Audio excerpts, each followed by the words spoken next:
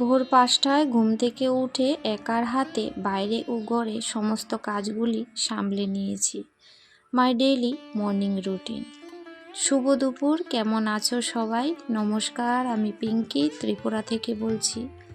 আমার আরও একটি নতুন ভিডিওতে সকলকে অনেক স্বাগত জানাই। তো গতকালকের ভিডিওটি যেখান থেকে শেষ হয়েছিল সেখান থেকে কিন্তু শুরু। তো দুপুরবেলায় গাইটাকে নিয়ে এসে যে জলটা গরম করেছিলাম, অর্থাৎ সেদ্ধ করেছিলাম সবজি ডাল, তো সেটা কিন্তু দিয়ে দেব। তো আজকে বেশ কয়েকটা দিন সেই রকম কিন্তু এখনও গরম পড়েনি। আমাদের এদিকে তো নর্মালি আছে, মানে পাখা দিলেও হয় না দিলেও হয়, আর সকালে বেশ ঠান্ডাই লাগে। তো যাই হোক, এখানে নিয়ে আসছি, আর ও কিন্তু খুব ভালো, কখনো কাউকে আঘাত করে না, চুপচাপ থাকে। তো যাই হোক, এখানে চলে এসেছি, এসে দেখি মা এই যে নারকেল পাতা নিয়ে এসছে, মানে ঝাড়ু বানানোর জন্য। এটা তো অত্যন্ত প্রয়োজনীয় একটা জিনিস আমাদের গৃহিণীদের জন্য। তো যারা শহরে থাকি বা ফ্ল্যাটে থাকি, তো আমাদের সেই রকম গাছ থাকে না বলে আমরা কিন্তু কিনে নিয়ে আসি।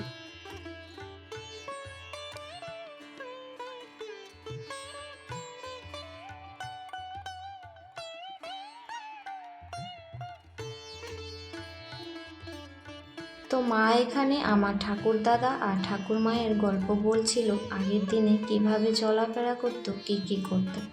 আমার ঠাকুমা নাকি 15 বা 20, মানে বড় বড় যে টিনগুলা হয় ড্রাম, সে ড্রাম দিয়ে মুড়ি ভাজতো, খই ভাজতো, তারপর চিড়ে সব কিছু ঘরের মধ্যে তৈরি করে রাখতো লোকজন নিয়ে। তো এইগুলা কিন্তু খাওয়া হতো, চিড়ে মুড়ি দই। আর হোলির দিনে খুব আনন্দ করতো আমার ঠাকুমা, খুব শৌখিন ছিলেন। তো হোলির দিনে এইসব সমস্ত কিছু আনা হতো, জিলিপি, মিষ্টি, দই, চিড়া, খই, মুড়ি সমস্ত কিছু নিয়ে বিকেলবেলায় খুব আড্ডা হতো, সারাদিন খুব খেলা হতো। তো আমি এইগুলাই ভাবছিলাম, যদি আমি থাকতাম সেই দিনগুলোকে কিন্তু খুব এনজয় করতাম। তো যাই হোক, সবার সাথে সময়ের সাথে সাথে কিন্তু সব কিছুই বদলে যায়। তো সেই দিনগুলোকে আর কোনোদিনও দেখবো না, আর লোকজনগুলিকেও কিন্তু দেখবো না। যেটা চলার চলে গিয়েছে, সেটা ভেবে আর আফসোস করে কী লাভ, তাই না? তাও একটু মনের মধ্যে মানে শুনে খুব আনন্দ লাগছিল যে আগের দিনেও কত আনন্দ খুশি, কত কিছু ছিল না সুযোগ সুবিধা, তারপরও কিন্তু কত হাসি খুশি থাকতো আগের দিনকার লোকজন।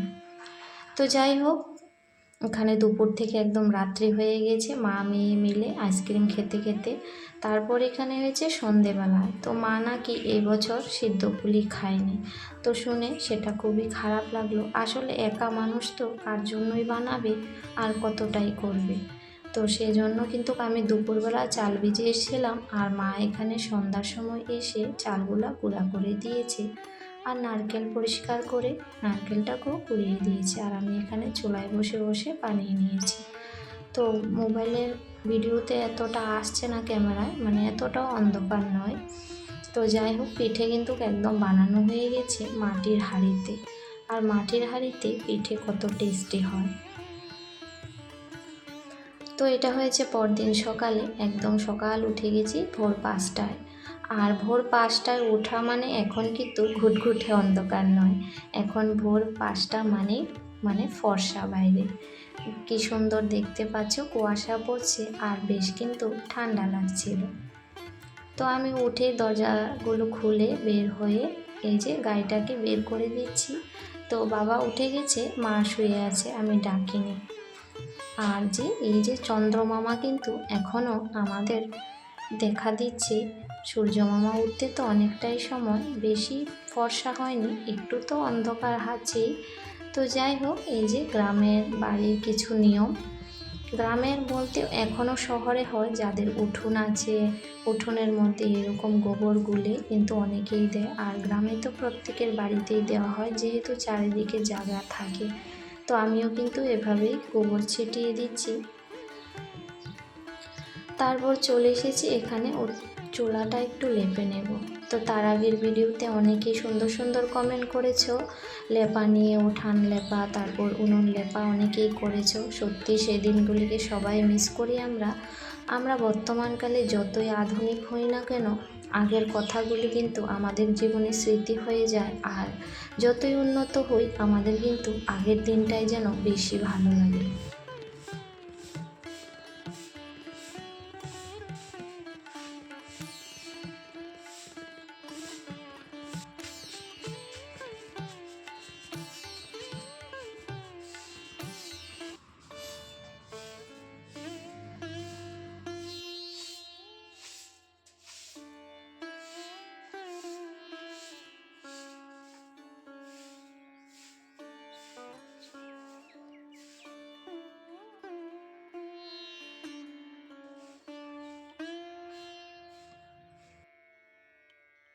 তো এটা সোমবার সকালেরই ভিডিও, মানে আজকেই আবার যাবে।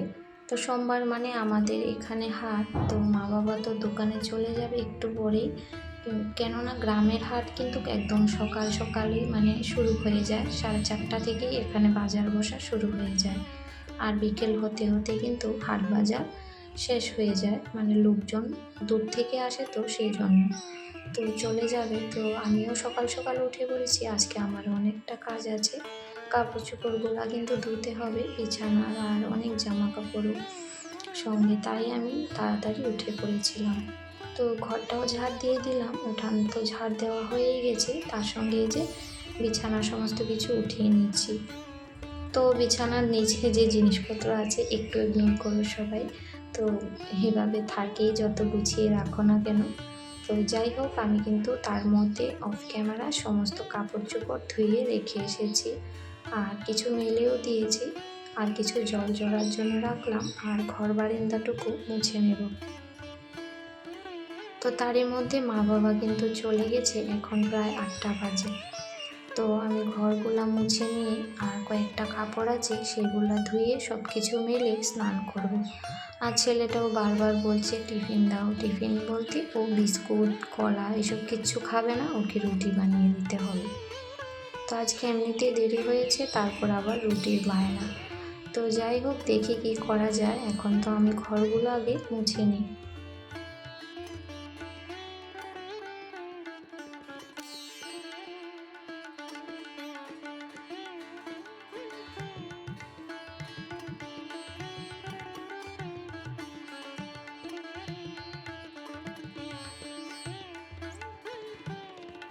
তো আমি যখন ভয়েস দিতে যাই, পাখিগুলোও আমার সাথে বারবার ভয়েস দেয়, বারবার কাট করছি, আর ওরাও কিন্তু আমার সাথে সাথে ভয়েস দিচ্ছে। তো ওদের ইচ্ছা করছে মোবাইলের মধ্যে কথা বলতে। তো যাই হোক, আমার এখানে কিন্তু কাপড় চোপড় বেশ মেলা হয়ে গেছে, আর চটি বস্তা যা ছিল সব কিছু দিয়ে দিয়েছি। ওই মানে এখানে সব কিছু জায়গা হচ্ছিল না বলে ওই দিকে দিয়েছি। আর মা কিন্তু সকালে স্নান করে ঠাকুর সেবাও দিয়ে গেছে, মা জানে আজকে কাজ আছে আমার, সেই জন্য।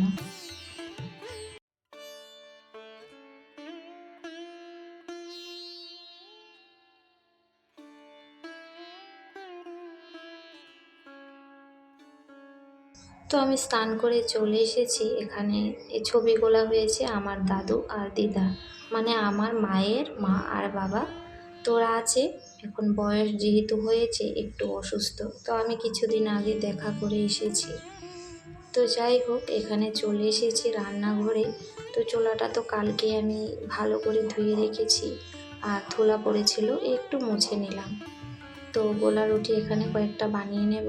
আর ওই যে কাজের জন্য চলে এসেছে আমার ছেলে, ও দুধ ঢালবে, ও চা বানাবে।